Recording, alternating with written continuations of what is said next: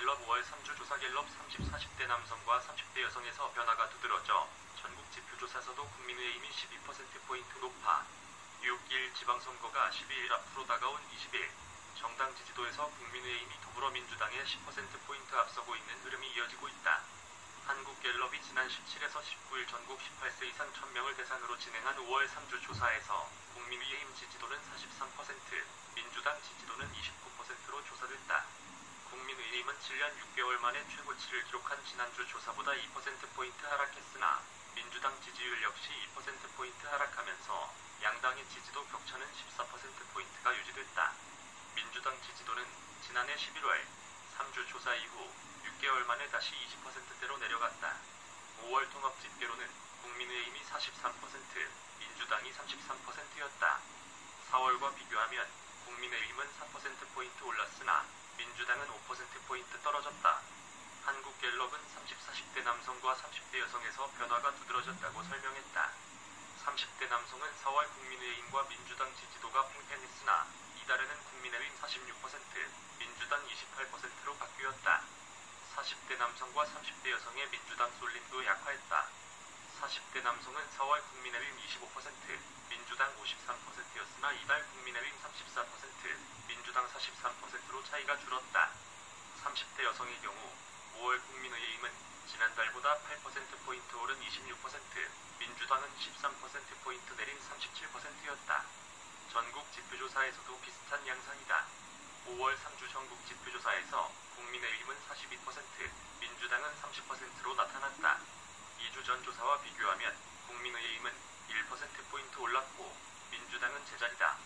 이번 지선에서 어느 정당 후보에게 투표하겠는가라는 질문에는 38%가 국민의힘 후보라고 답했다. 민주당 후보는 26%로 조사됐다.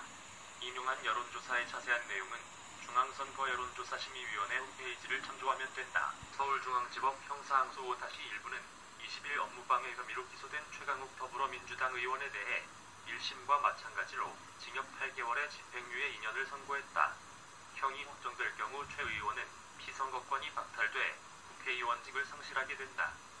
최 의원은 법무법인 청맥 소속 변호사로 일하던 2017년 10월 조 전 장관의 부인 정경심 동양대 교수 부탁을 받고 아들 조모 씨의 허위 인턴 확인서를 발급한 혐의로 재판에 넘겨졌다. 김효정 기자 이메일 주소 정. 더불어민주당이 한덕수 국무총리 후보자의 임명 동의안 찬성 표결을 당론으로 채택했다. 민주당은 20일 오후 2시부터 시작된 의원총회를 통해 한 후보자 임명 동의안 표결을 당론으로 할지 자율투표로 할지 등을 논의했고 이 같은 결정을 내렸다. 한 후보자 임명을 위한 국회 본회의는 당초 이날 오후 4시에 열릴 예정이었으나 민주당 의원총회가 길어져 오후 6시로 연기됐다. 인준 표결은 재적 의원 과반 출석의 과반 찬성으로 가결되며 무기명 비밀 투표로 진행된다. 현재 국회 재적 의원은 292명으로 이들 전원이 본회의에 참석한다고 가정하면 147명 이상의 찬성이 필요하다. 292명의 재적 의원, 중 국민의힘 소속 의원은 109명으로 야당 의원 38명 이상의 동의가 필요한데 167석이 민주당이 찬성 표결을 당론으로 채택한 만큼 한 후보자의 임명 동의안은 통과될 것으로 보인다. 두가온 동아닷컴 대통령과 바이든 미국 대통령 이제 평택 삼성전자 반도체 공장에서 지금 도착을 해서 서로 악수를 하고 첫 인사를 하고 있습니다. 그런 장면이 지금 들어오고 있는데요. 아하, 예. 상당히 그 오산 공군기지에서 금방 넘어왔군요. 바이든 대통령. 자, 지금 뭐 서로의 수행원을 이렇게 소개하면서 어떻게 보면 이제 윤 대통령이 당선 직후에 뭐 화상으로는 이렇게 인사를 했지만 처음 만나는 겁니다. 이 기자. 자, 이 기자 일단 그러면은 지금 뭐 사진 촬영을 하고 있는 것 같은데 오늘 평택 삼성전자 공장에서 진행될 오늘 일정에 대해서만 먼저 좀 소개를 해주시죠. 네, 바이든 대통령은 우리 시간으로 새벽 1시에 미국에서 출발을 했습니다. 대통령 전용기인 에어포스원을 타고 오산 기지에 도착했는데요. 평택으로 이동을 해서 삼성전자 반도체 공장부터 시찰할 예정입니다. 이 자리에는 바이든 대통령, 윤석열 대통령과 더불어서 삼성전자 이재용 부회장도 동행을 합니다. 네, 이재용 부회장은 오늘 부당합병 혐의로 재판 일정이 있었지만 오늘 두 대통령을 수행하기 위해서 재판에 불출석했습니다. 네, 시찰 뒤에는 바이든 대통령과 윤석열 대통령의 공동 연설이 예정돼 있습니다. 공동 연설을 통해서 기술 동맹을 공식 선언할 계획인데요. 미국과 한국이 보유하고 있는 설계 기술과 제조 기술로 시너지 효과를 내는 방안이 언급될 걸로 보입니다. 예. 자, 이재용 삼성전자 부회장이 일단 이 공장 견학, 이 안내를 직접 해준다는 거고요. 또 마크 리퍼트 전 주한 미국 대사가 지금은 삼성전자 북미법인의 부사장으로 있지 않습니까? 그래서 오늘 지금 일정에 또 동행을 한다고 하고, 또 바이든 대통령과 함께 방한 법무부 장관님, 요새 예. 워낙 많은 이들의 이목이 집중돼 있어서 부담스럽진 않으십니까? 솔직히 그렇습니다. 네. 한 가지만 좀 부탁드리면 답변하실 때 조금 더 천천히 또박또박 말씀해 주시면 좋겠습니다. 이게 괜히 성의 없는 태도로 보여지는 게 좋지 않을 것 같아서요. 예. 그것만 좀 당부드립니다. 오늘 뉴스를 보니까 백운규 전 장관의 한양대 사무실, 또 산업부 산하기관 6곳 압수수색, 이 기사가 떴던데 알고는 계시죠? 아까는 제가 몰랐었는데요. 그 질의를 받고 처음에 제가 오전에 의원님 질의에 월성 사건이라고 그래가지고 몰랐었는데 확인해 보니까 월성 사건은 아니고 산업부 블랙리스트 관련해 가지고 압수수색이 있었다는 보도를 봤습니다. 확인해 봤습니다. 네, 굉장히 빠른 속도로 진행이 되는 것 같네요. 그 사건은 사실 몇 년 된 사건이라서요. 빠른 속도라고 말씀하는 것보다는 굉장히 늦게 진행된 거다라고 표현하는 게 더 정확할 것 같아요. 몇 년이나 됐습니까? 그게 김은경 전 환경부 장관에 대한 구속 기소가 있었던 즈음이니까요. 벌써 꽤 오래된 것 같습니다. 정확한 연도는 제가 확인해서 말씀 올리겠습니다. 아무리 길어봤자 어쨌든 5년 아니겠죠? 문재인 정부 시절이었을 테니까요. 그렇습니다. 예. 그렇습니다. 한 3년 4년 정도 됐습니다. 예, 그랬을 것 같습니다. 근데 굉장히 빠른 속도로 진행되는 것에 대해서 이제 왜 이러는 것일까? 정치 검사, 정치적 수사 다시 진행되는 것 아닌가라는 시선들도 존재합니다. 하지만 죽은 권력에 대해서도 엄격하게 수사하겠다는 의지는 갖고 계시겠죠? 죽은 권력이요? 네.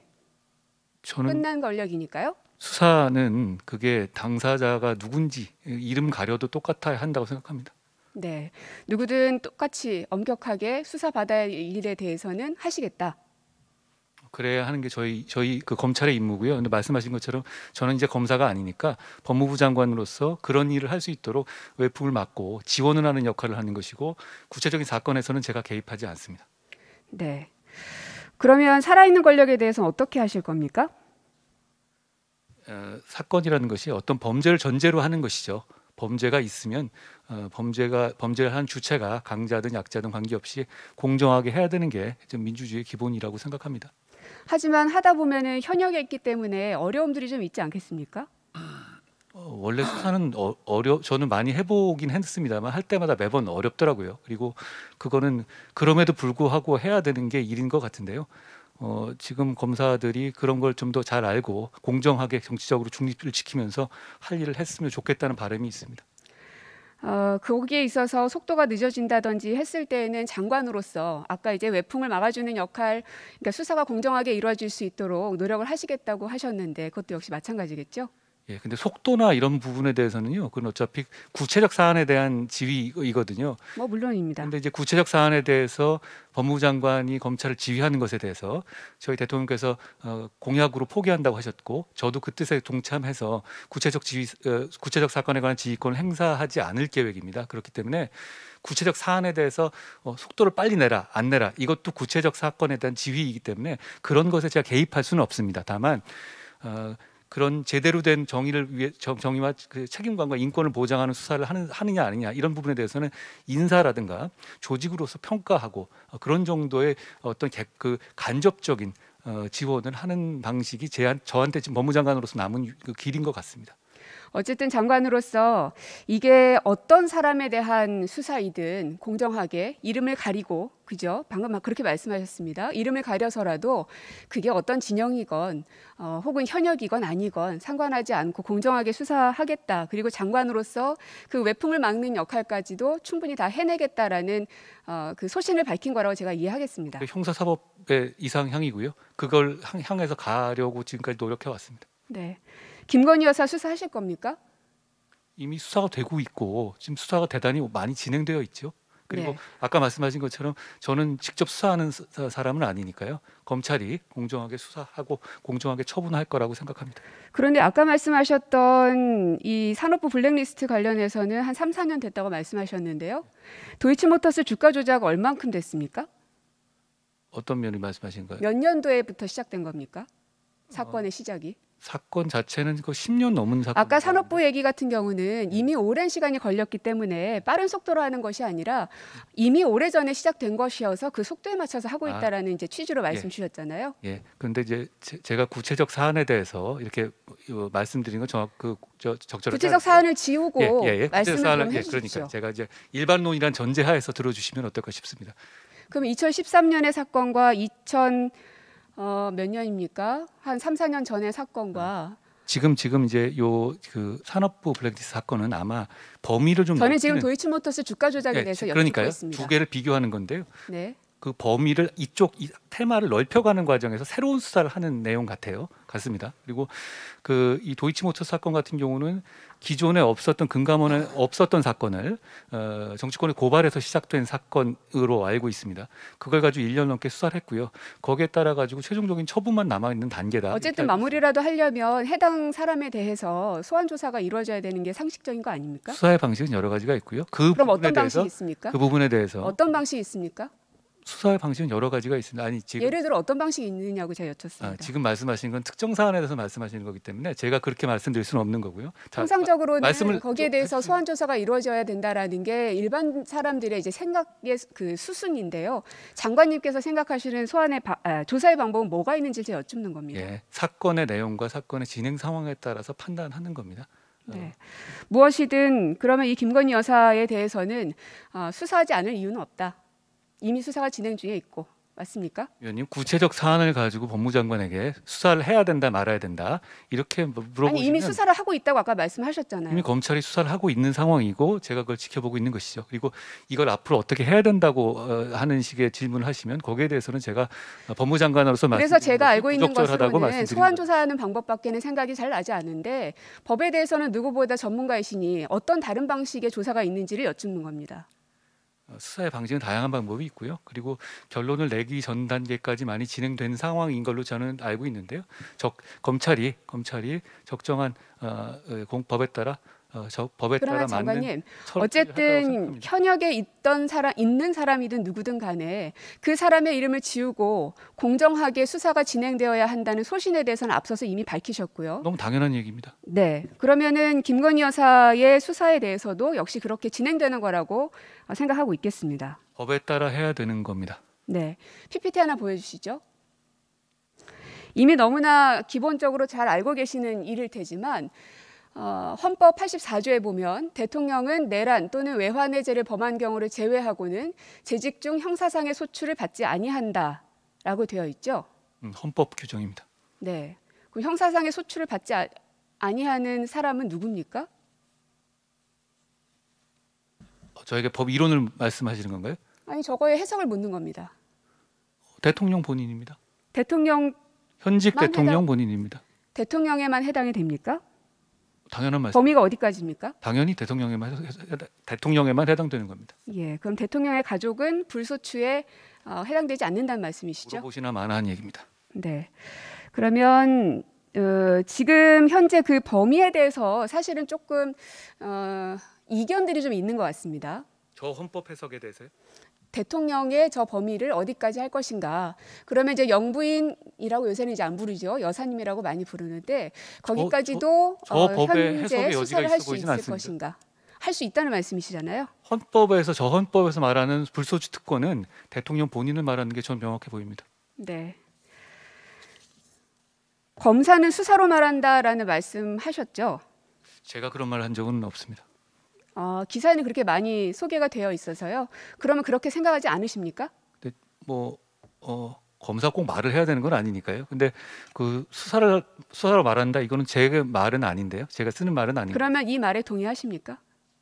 글쎄요, 검사는 그냥 법에 따라 할 일을 하면 되는 거지. 그게 그렇게까지 레토릭을 만들 문제는 아닌 것 같습니다.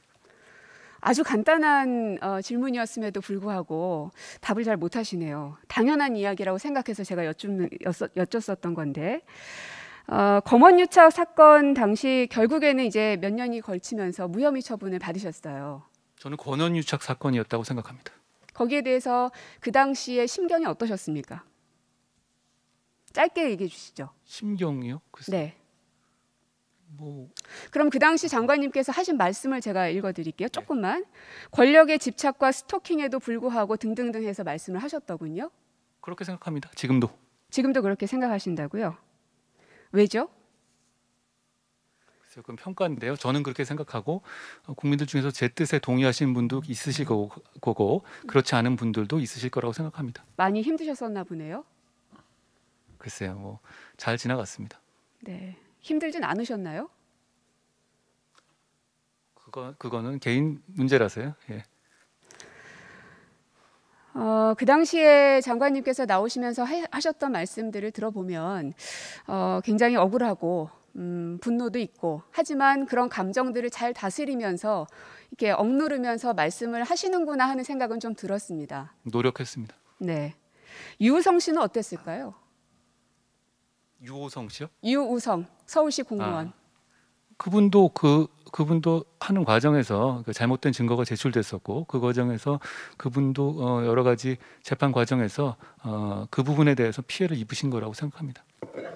아니 피해를 입고 말고를 물은 게 아니라 어땠을 것 같냐는 걸 여쭙는데요. 좀 개인 감상을 계속 물어보시면 제가 뭐 개인 감상에까지 말씀드릴 일은 아닐 것 같아요. 장관님은 사람이지 않습니까? 본인의 사건에 대해서 심경이 어땠는지를 물었는데 거기에도 답을 못 하시고 그리고 장관이라고 하면은요 지금은 검사가 아니십니다. 예. 장관으로서는 부처에 있는 여러 공무원들과 그리고 국민들의 마음까지도 읽어내야 되는 게 당연한 일 아닌가요? 제가 부족한 거 많은데요. 근데 제 사건에서 제가 어떻게 겪었고 제 가족이 어떻게 힘들었는지까지 얘기를 하는 거는 저는 그렇게 말하고 싶지는 않습니다. 저는 지금 유우성 씨에 대해서 물었습니다. 그 사건은 제가 잘 모르는 사건이고 모르는 사건이시라고요? 예, 그 사건 자체를 서울시 공무원으로서 간첩으로 누명을 받아서 예. 오랫동안 힘들었고 예. 가족들의 삶까지 다 피폐해졌던 사실은 제가- 온 국민이 다 압니다. 그 사건에 대해서 제가 모르는 사건이라는 말씀드린 것은 네. 제가 직접 했거나 제가 당했거나 할 정도로 사안에 대해서 팩트에 대해서 확실히 안다는 뜻이 아니라고 말씀을 드린 거고요. 장관님, 예. 장관님이 지금까지 법과 함께 살아오신 분이라 굉장히 객관적이고 드라이하실 거라고는 예상은 했지만 그래도 이제는 한 부처의 장관으로서는 국민들의 마음을 읽어야 될 의무도 있는 거 아닙니까? 어떻게 이렇게 공감력이 없습니까? 어려운 질문 제가 드렸습니까? 앞으로 많이 노력하겠습니다. 이게 노력한다고 되는 게 아니라 본인의 과연 사람에 대한 마음이 어떠신가가 굉장히 좀 의문스럽네요. 많이 노력하겠습니다. 그 당시 이 유우성 씨의 간첩 조작 사건에 대해서 수사했던 사람이 누굽니까? 이것도 온 국민이 다 압니다. 말씀해 주시면 누굽니까? 말씀해 주십시오. 모르십니까? 어떤 수사를 말씀하시는 건가요? 제가 방금 말씀드렸잖아요. 예. 유우성 씨와 관련된 사건이 뭐 여러 개입니다. 그냥 말씀해 주시면 제가 답하겠습니다. 이시원 검사였었죠. 예. 그 징계를 받았어요. 이제서야 생각난다든지 말씀하시지 마시고요. 억울한 누명을 씌웠든 혹은 밝혀내지 못한 잘못이 있든 해당 검사의 검사로서의 능력은 어떻게 평가하십니까? 제가 어떤 특정 인물에 대해서 여기서 평가하는 건 적절하지 않습니다. 그리고 이제 거기에 대해서 징계를 받았고 그 팩트를 제가 알고 징계를 받았다는 것은 뭔가 문제가 있음을 인정한 것이라고 봐야 되겠죠? 검사가 증거가 잘못됐다는 것을 이유가 무엇인지는 밝히지 길게 못했다는 설명하지 거는 않겠습니다. 징계를 밝히지 받았다는 못했다는 것은 거는 문제가 있다는 거 아닙니까? 증거가 문제 있다는 걸 밝히지 못했다는 거는 책임져야 될 부분이라고 생각합니다. 아까 제가 처음에 말씀드렸죠. 검사는 수사로 말한다. 수사를 제대로 하지 못해서 한 사람을 억울한 누명을 씌웠던 그 사건에 대해서 검사로서 아무런 책임이 없다고 말씀하실 수 있나요? 아니 제가 지금 거기에 대해서 제가 굳이 그걸 평가해야 될 입장이 있지 않다는. 그러면 그 당시에 징계를 받을 정도의 평가를 받았던 해당 검사 이시원 검사가 승진하는 것은 정의롭다고 생각하시나요? 그분은 지금 나가서 정무직으로 가 있는 것으로 알고 있습니다. 예, 알고 있습니다. 승진하는 게 것은 정의롭다라고 생각하시냐라고 물었습니다. 거기에 대한 판단은 말씀하신 것처럼 제가 말씀드렸습니다. 그게 장관님은 분명히 앞으로 수많은 과오였고, 인사를 하셔야 될 분입니다. 그런데 거기에 대해서 판단을 못하겠다라고 하시는 것은 그 이시원 그분에 대해서 제가 인사할 일은 없을 것 같은데요. 그분은 이미 그러한 나간 지 비슷한 오래되셨고. 종류의 일들이 앞으로 많아지겠죠. 같은 사안은 당연히 아닐 테지만요. 그 시스템에 따라서 잘못된 부분은 명확하게 짚고 넘어갈 겁니다. 저는 이게 검찰이 효율적으로 범죄자를 잡아야 된다고 생각하지만 그 과정에서 인권 보호라든가 절차를 반드시 징계를 지켜야 한다고 받았던 생각합니다. 검사들이 계속 승승장구 승진하는 것에 대해서 그럴 수도 있다라고 생각하시나요? 사실 뭐 그게 저는 검찰 수사 과정에서 독직 폭행까지 당한 사람입니다. 제가 그걸 묻진 않았습니다. 그리고 그 독직 징계를 폭행을 한 받았던 사람을 검사가 제 질문 승진시켰죠, 들으십시오. 전 정권에서. 징계를 받았던 검사가 승진하는 것에 대해서 혹은 거기에 대한 어떤 책임을 지지 않는 것에 대해서 정의롭다고 생각하냐고 물었습니다. 저에 대해서 독직 폭행한 검사가 승진했습니다. 저는 그런